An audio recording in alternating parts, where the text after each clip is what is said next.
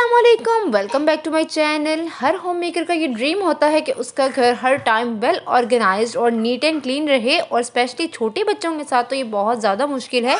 तो मैं आप लोगों को कुछ ऐसी टिप्स और हैबिट्स बताने वाली हूँ। अगर आप लोग उनको फॉलो करेंगे तो आपका घर भी वेल ऑर्गेनाइज्ड और नीट एंड क्लीन रह सकता है। दिन शुरू होता है, सबसे पहले बेडरूम क्लीन कर ले। तो आज सबसे पहली हैबिट जो आप अपनी ये बना लें कि आपने बेडरूम से निकलने से पहले अपना बेडरूम क्लीन करके निकलना है सुबह उठते साथ ही।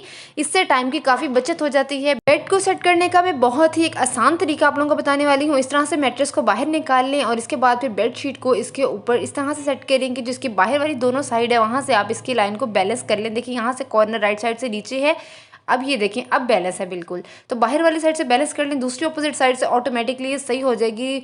मैक्सिमम 5 मिनट भी नहीं लगते हैं और इसको अंदर आप प्रेस कर लेंगे तो ये बिल्कुल डन हो जाएगा। बेडशीट की कलेक्शन, अगर आप लोगों ने बेडशीट लेनी हो, अगर आप फैसलाबाद में रहते हैं, आसपास रहते हैं, तो फैसलाबाद में टाटा बाजार में बहुत अच्छी कलेक्शन वहाँ से आप लोग अपनी कर सकते हैं। बेडशीट की क्वालिटी 10x10 है और बहुत ही रीजनेबल प्राइजेस हैं वहाँ पे। इसके अलावा आइडियाज़ बाय गुल अहमद पे भी बहुत अच्छी कलेक्शन होती है बेडशीट की। तो मेरा बेडरूम डन हो गया है। आज मेरा इरादा है डीप क्लीनिंग का। जब डेली बेसिस पे मैं डस्टिंग करती हूँ तो इस टेबल को ऊपर से साफ़ कर देती हूँ। ऊपर से कुछ बेसिक चीज़ें हैं वो मैंने साफ़ करनी होती है, लेकिन जब मैंने डीप क्लीनिंग करनी है फिर मैंने टेबल को चारों साइड से ऊपर नीचे हर जगह से अच्छे से क्लीन करना है। अब इस कॉर्नर पे भी मैंने हर चीज़ अलग-अलग से क्लीन करनी है। और ये जो आपकी हैबिट है कि आपने वीकली डीप क्लीनिंग करनी है, इसको मेनटेन रखें, वरना एक चीज़ गंदी होती जाएगी और इवन हम आदी हो जाएंगे उसको देखने के। तो कोशिश करेंगे आप लोग इस पॉइंट पर ना ही पहुँचे कि आप एक गंदी चीज़ खुदा ना खास्ता देखने के आदी हो जाए।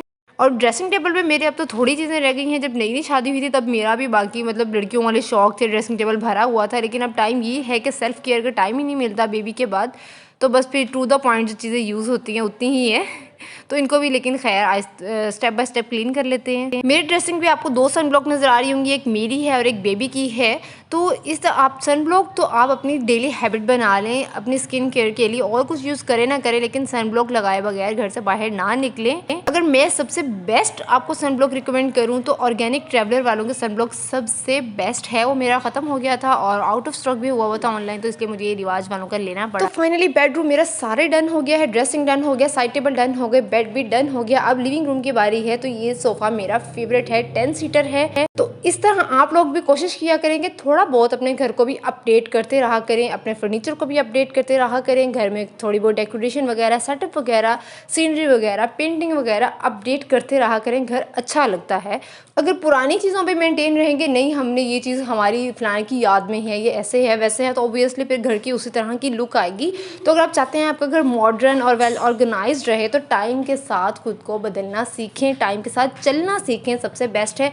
तो ये मेरा सोफ़ा भी डन हो गया है। ये देखिए जी 10 सीटर सोफ़ा है, इसकी दूसरी साइड भी रहती है, तो इसको भी मैंने चुटकियों में क्लीन कर लेना है। और मैं फिर आपको ओवरऑल लुक दिखाती हूँ। 2 साल पहले ये 50,000 का बना था। नेट से पिक्चर लेके शॉप वाले को दिखाई थी और उसने एग्जैक्ट सेम बना दिया था। देखें जी लिविंग रूम की लुक, ड्रेस सारी इसी की वजह से। अब क्लीन कर लेते हैं इस टेबल को। ये टेबल उस सोफ़े के साथ नहीं था, ये टेबल अलहदा से लिया है। तो इसको मैं क्लीन करने के लिए ये जो मेरे पास स्प्रे है इसको मैं यूज़ करती हूँ। कोई भी मिरर मैंने क्लीन करना हो, चाहे ड्रेसिंग टेबल का मिरर, वॉशरूम का मिरर या टेबल का मिरर, तो अगर आपके पास ये स्प्रे नहीं है तो ज़रूरी नहीं है, आप सिंपल टैप वाटर को लेके इसको स्प्रे करें शीशे पे और अखबार से क्लीन करें, न्यूज़पेपर से। ज़बरदस्त शीशा साफ़ होता है, कोई स्पॉट नहीं रहता है।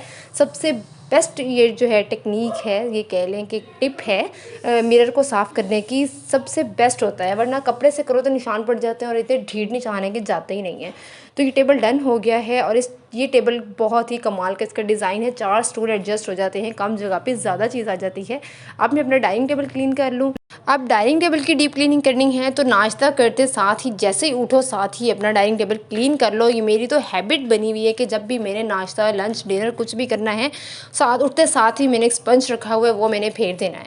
लेकिन हफ्ते बाद मैंने डीप क्लीनिंग करनी है। इस बास्केट के अंदर जो मैंने अचार, जैम, उसके बाद सॉल्ट और ब्लैक पेपर हर टाइम मेरे डाइनिंग टेबल पे होते हैं, ताकि बार बार उठ के ना जाना पड़े, क्योंकि ये इस तरह की चीज़ें हैं जो बंदे को कभी भी चाहिए हो सकती हैं, किसी भी सालन के साथ दिल करता है। और इसके अलावा मैट है, ये मैट इसलिए रखी रखे हुए, कोई गर्म देगची वगैरह रखनी हो ताकि नीचे वाली शीट जो है वो जड़ ना जाए। और ये जो मेरा मैट पड़ा हुआ है, ये लास्ट वीडियो में भी आप लोगों ने देखा था, सेम यही पड़ा हुआ था। तो आज 1 हफ्ता हो गया है, तो मैं वीकली ये मैट भी चेंज करती रहती हूँ। 2 से 3 मैट इनफ होते हैं। हर खाने के बाद डाइनिंग टेबल साथ के साथ साफ़ कर देंगे तो आपका घर हमेशा नीट रहेगा। गेस्ट आएंगे, आप लोगों को भागना भी नहीं पड़ेगा और काम ज़्यादा भी नहीं लगेगा, क्योंकि साथ के साथ चीज़ साफ़ करते रहो, टाइम की बचत रहती है। सबसे बड़ी बात यह है, वरना काम इकट्ठा होता जाता है और फिर आप सोचते ही रह जाते हैं मैं कब टाइम निकाल के साफ़ करूँ। अब चीज़ों को दोबारा से अरेंज कर लेते हैं। ये मैट मैंने के मार्ट मुल्तान से लिया था, बहुत ही रिजनेबल प्राइस पे मिल गया था और कलर भी बहुत प्यारा, वुड प्रिंट वैसे ही मुझे बहुत पसंद है। और ये मैट जो है ये वॉशेबल हैं, जब ज़्यादा गंदे हो जाएं तो आप इनको धो भी लें। और इसके बाद मैंने बास्केट कर दी सेट, टाड़ा, इट्स डन। अब जो मेन पॉइंट है, लिविंग रूम में बैठते साथ ही सबकी नज़र जहाँ सबसे पहले पड़ती है वो ये टीवी और इसके नीचे जो बहुत ही सुपर एलिगेंट से शेल्फ बनाई हुई है।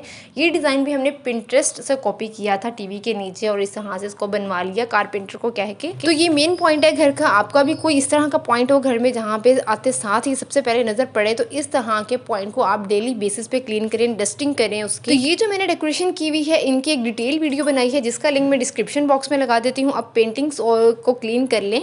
तो उसके ये ब्रश डस्टर सा जो है बहुत एडजस्टेबल है, जिस तरफ मर्जी मोड़ के तो अपनी पेंटिंग जो भी काफ़ी पीक पे ऊपर लगी हुई है, हाथ नहीं पहुंचता, तो इसको आराम से हर कॉर्नर उसका क्लीन हो जाएगा। ये कैलीग्राफी जो है 2 साल पहले हमने लाहौर से ये ऑर्डर करवाई थी 20,000 की, तब ये बनी थी। और ये वो पेंटर हैं, माजूर हैं, वो खुद बनाते हैं। तो इस तरह के लोगों को सपोर्ट करना चाहिए, उनका भी रोज़गार चलता रहता है और हमारा घर भी सज जाता है। वॉल क्लॉक भी हर चीज़ की आज सफाई की जाएगी, क्योंकि आज मेरे पर भूत सवार है। एक तो सफाई में टाइम लग रहा है, उसके बाद रिकॉर्डिंग जब करो, साथ ब्लॉग बनाओ तो डबल टाइम लग जाता है, बल्कि अच्छा खासा टाइम लग जाता है। और अब्दुल मीज़ अंदर आके बार बार मेरा ट्राइपॉड स्टैंड खींच लेता है और इसका तो टाइम भी सेट करने वाला था, ये मैंने बाद में देखा। तो ये देखें जी, ये पेंटिंग मेरे कमरे में लगी हुई है। इसी तरह मैंने उस ब्रश से, डस्टर से इस पेंटिंग को भी हर साइड से क्लीन कर लिया। बाकी घर की भी डीप क्लीनिंग की, लेकिन ब्लॉग इतना ही बनाया क्योंकि बस हो चुकी थी और खाना भी नहीं उस दिन मैंने बनाया और बाहर से ही ऑर्डर करवाया। आई होप कि ये वीडियो आप लोगों के लिए बहुत काम की रही होगी। तो दुआ में याद रखिएगा। अल्लाह हाफिज़।